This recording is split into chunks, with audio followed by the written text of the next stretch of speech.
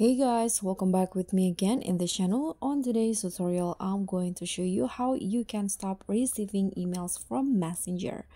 So if you want to stop the Messenger notifications on your email, here's how you're going to do it. First, you need to open the Facebook apps on your phone. So click on Facebook and then just click on the three lines icon. No, click on your profile at the top right corner. Go to the settings by clicking on the gear icon. Then here is the settings and privacy. You need to scroll down until you find notifications. Tap on that. And in here, you can just find the messaging notification setting. So let's scroll down. Okay, this one, messaging.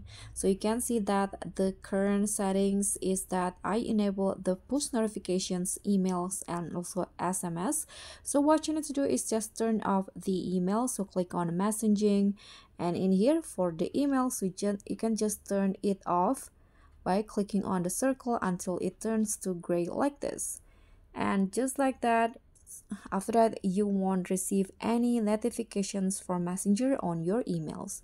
So that's all from me. Thank you so much for watching. Don't forget to like, comment, and subscribe. Also click on the thanks. Bye.